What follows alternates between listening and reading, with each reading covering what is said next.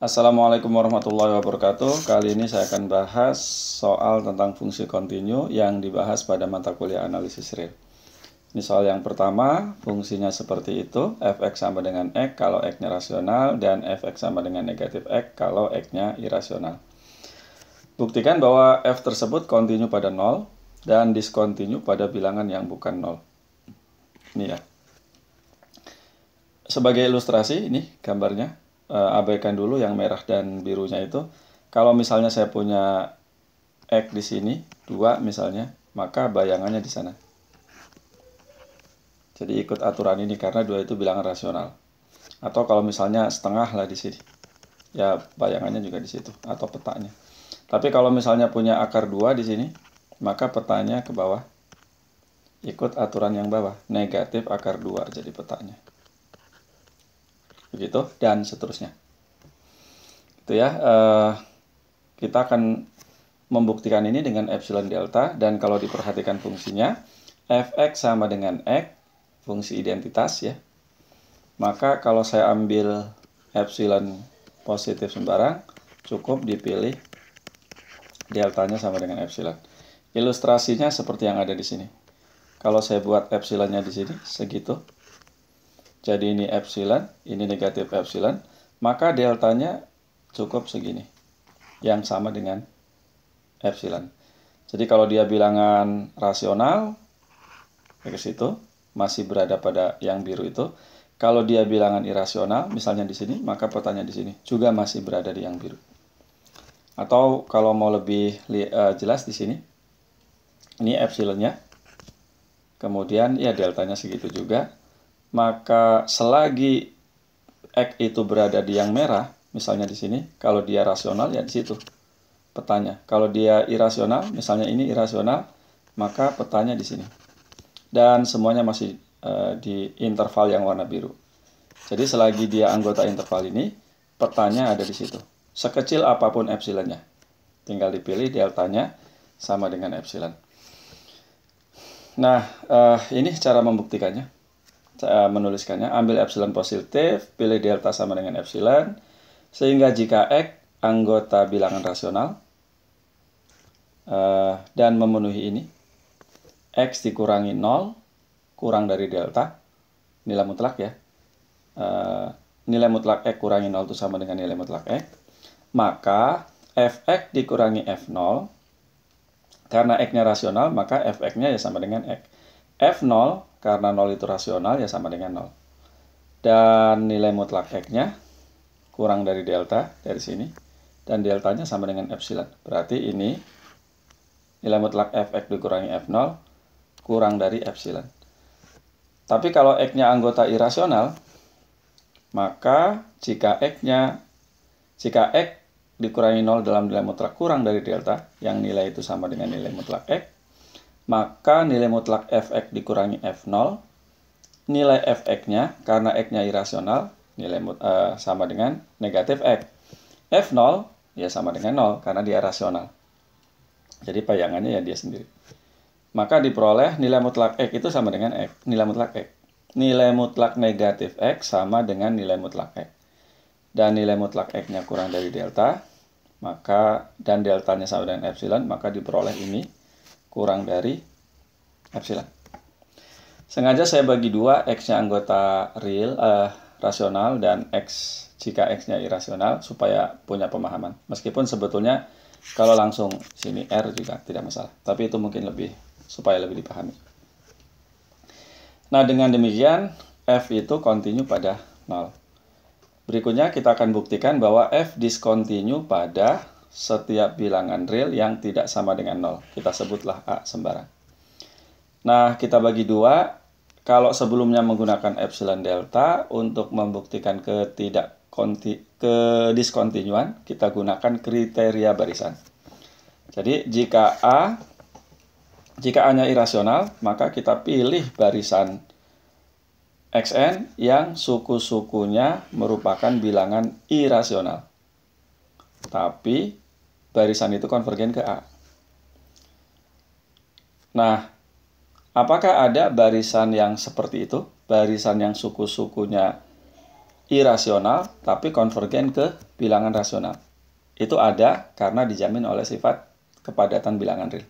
Sudah dibahas di fungsi sebelumnya ya. Tapi kalau mau contoh konkret, contohnya ini. Ambil aja X1-nya misalnya akar 2 lah. X berikutnya didefinisikan dengan cara ini. Misalnya 2 ditambah akar 2. 2 ditambah xn, 2 ditambah xn. Maka akan kita peroleh suku pertamanya akar 2. Suku berikutnya, substitusi ke sana jadi akar 2 plus akar 2. Suku berikutnya lagi akan diperoleh akar 2 plus akar 2 plus akar 2. Dan seterusnya. Barisan ini sudah dibahas ya, ada di buku, konvergen kedua. Suku-sukunya irasional, tapi konvergen ke bilangan rasional. Seperti itu. Jadi, dengan memilih barisan seperti tadi, maka barisan fxn-nya, karena suku-sukunya merupakan bilangan irasional, maka ikuti aturan fx sama dengan negatif x. Jadi diperoleh barisan ini.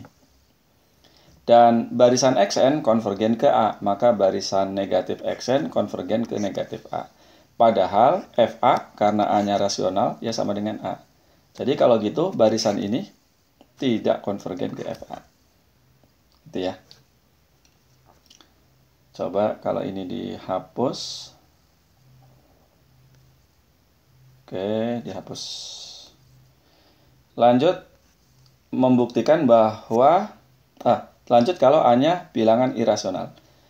Serupa dengan tadi, pilih barisan xn, atau boleh namanya yn, yang suku-sukunya rasional, tapi konvergen ke A, di mana A-nya itu bilangan irasional.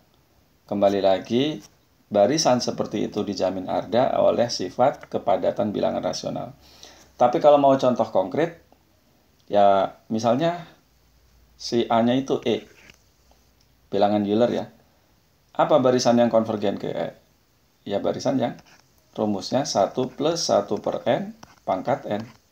Dia konvergen ke E. Ini suku-sukunya rasional. Termasuk barisan yang sudah dibahas di monoton dan terbatas ya. Jadi itu contoh konkretnya. Nah, maka barisan fxn-nya, ingat xn-nya bilangan rasional, suku-sukunya rasional, maka petanya juga ini. Jadi barisan fxn-nya itu sama dengan barisan xn, dan dia konvergen ke A. Padahal fa, karena A-nya itu bilangan irasional, dia konvergen ke negatif A. Jadi kalau begitu, barisan fxn tidak konvergen ke A, ke fa. Ini berarti, berdasarkan dua kasus tadi, f discontinue atau tidak kontinu pada semua bilangan real yang bukan sama dengan 0. Nah, mudah-mudahan contoh ini bisa digunakan untuk membuktikan soal yang ada di tugas ya. Kalau yang ada di tugas itu fungsinya seperti ini. Ini 2x gitu ya. Yang satunya lagi x plus 3. Kalau nggak salah ini x-nya rasional. Yang ini irasional. Nah, kalau ini untuk setiap epsilon, pilih deltanya setengah epsilon. Nah, bisa dilihat dari grafik yang saya berikan di tugas. Lanjut, berikutnya ini adalah fungsi Tomae ya, fungsi Tome. Tulisannya begini. Ini seorang matematikawan. Misalkan A bilangan real tak negatif, kemudian definisikan fungsi H dari A ke R, aturannya Hx sama dengan 0 kalau x-nya anggota bilangan irasional. Kemudian Hx sama dengan 1 per N kalau x-nya bilangan rasional. Di mana M dan M per N itu adalah pecahan paling sederhana dalam pengertian FPB dari M dan N sama dengan 1. Dan didefinisikan juga nilai H itu 1 kalau x-nya sama dengan 0. Kemudian buktikan H kontinu pada seluruh bilangan rasional. Dalam hal ini yang positif berarti ya. Rasional yang irasional yang positif, dan tidak kontinu pada bagian rasionalnya. Begini ilustrasi gambarnya diambil dari buku analisis real Bartel dan Sherbert ya. Jadi ya seperti itulah grafiknya. Kemudian yang pertama kita buktikan dulu bahwa H itu discontinue atau tidak kontinu pada semua bilangan rasional. Nah, ini kita gunakan barisan. Untuk membuktikan ketidakkontinuan suatu fungsi, paling enak gunakan barisan, kriteria barisan. Jadi, pilih aja barisan, sebut saja namanya Xn, yang suku-sukunya bilangan irasional. Gitu ya. Tapi dia konvergen ke A. Hanya bilangan rasional. Eksistensinya sudah dijelaskan berulang-ulang, itu ada dijamin oleh kepadatan bilangan real. Nah, sekarang si barisan H, Xn, karena Xn-nya itu bilangan irasional, maka petanya ya sama dengan 0. Jadi, Hx1 sama dengan 0, Hx2 sama dengan 0, Hx3 sama dengan 0, dan seterusnya. Jadi menghasilkan bilangan konstan, suku-sukunya 0. Tentu saja barisan ini konvergen ke 0. Padahal HA hanya kan bilangan rasional. Oh, sebentar. Ya, hanya bilangan rasional. Kalau bilangan rasional, pasti hasilnya pecahan dengan pembilang 1 dan penyebutnya bilangan bulat tertentu. Dalam hal ini positif. Dan tentu saja tidak akan sama dengan 0.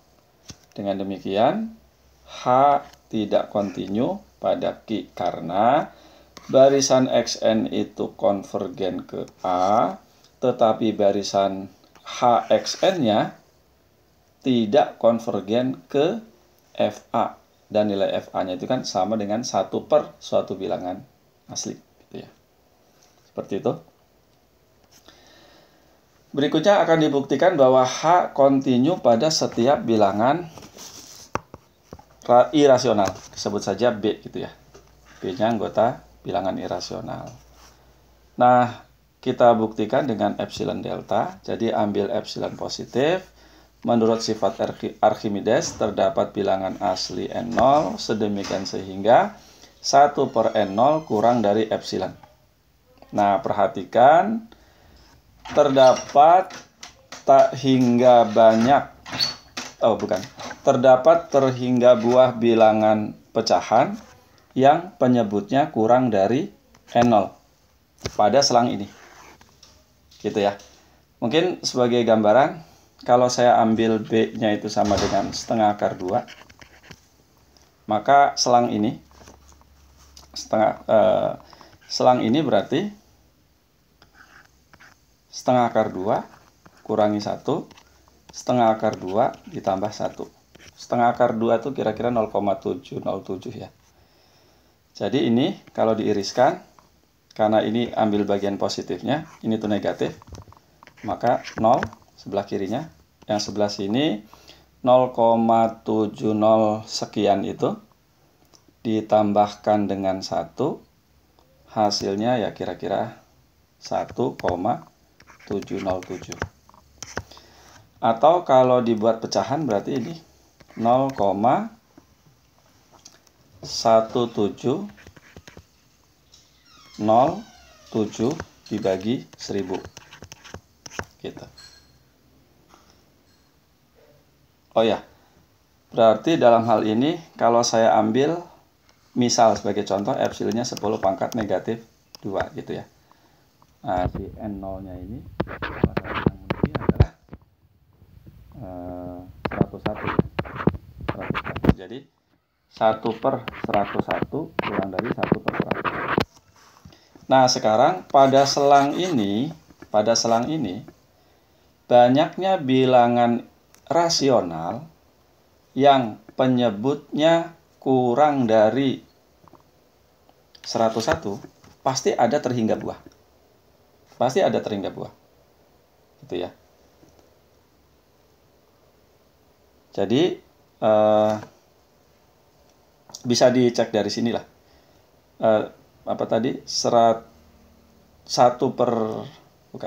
Kalau ini dibuat pecahannya per 100 lah ya, karena mengambil dari sini, atau 101, ini kan sekitar 170 per 101 lah.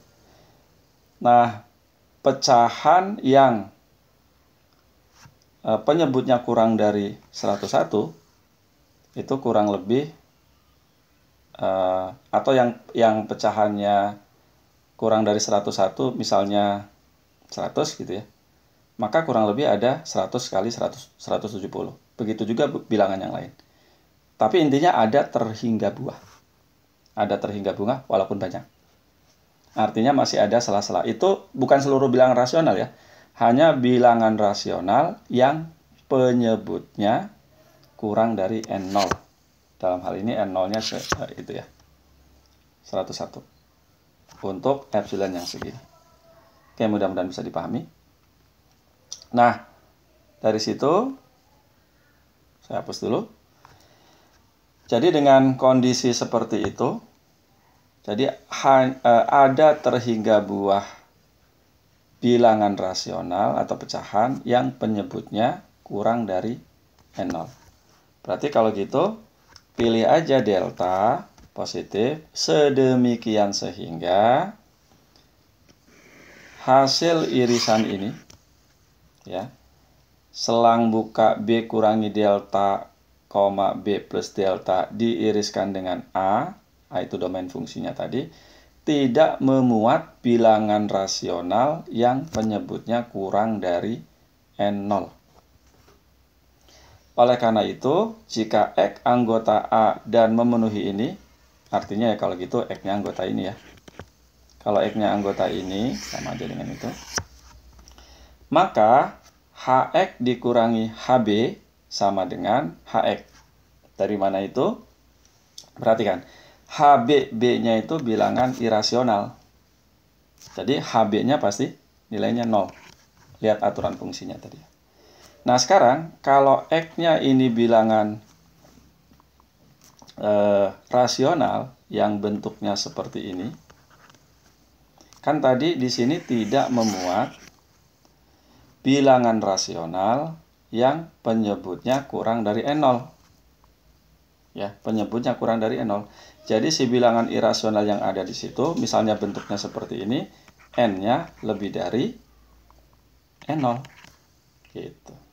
Sehingga Fx itu, bukan, H ya, Hx, X-nya itu M per N.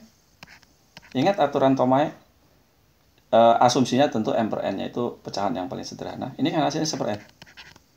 Karena N-nya lebih dari N0, maka ini kurang dari 1 per N0. Dan berdasarkan itu, kurang dari epsilon. Nah, itu yang ada di sini. Ya. Jadi, kalau X-nya bilangan irasional, ya HX-nya sama dengan 0. HB-nya juga 0. Maka ya 0 lebih kurang dari 1 per N0. Itu mudah. Tapi kalau X-nya bilangan rasional, dan karena di sini tidak memuat bilangan irasional yang penyebutnya kurang dari 0, maka bentuknya seperti ini. Pecahan sederhana ya, M dan N-nya mempunyai FPP1, tetapi N-nya lebih dari N0. Maka diperoleh seperti ini. Persis seperti itu. Oke. Dengan begitu, kita peroleh H continue ya. Jadi untuk setiap epsilon terdapat delta tadi yang seperti ini. Berarti kalau begitu H continue pada setiap B anggota bilangan irasional terbukti. Nah, mungkin itu mudah-mudahan bisa dipahami. Di kotret ulang saja supaya paham dan contoh. Dan terkait dengan uraian di situ bisa dicari contoh konkretnya terkait dengan pecahan-pecahan yang tadi disebut. Mudah-mudahan dipahami. Saya Rio. Assalamualaikum warahmatullahi wabarakatuh.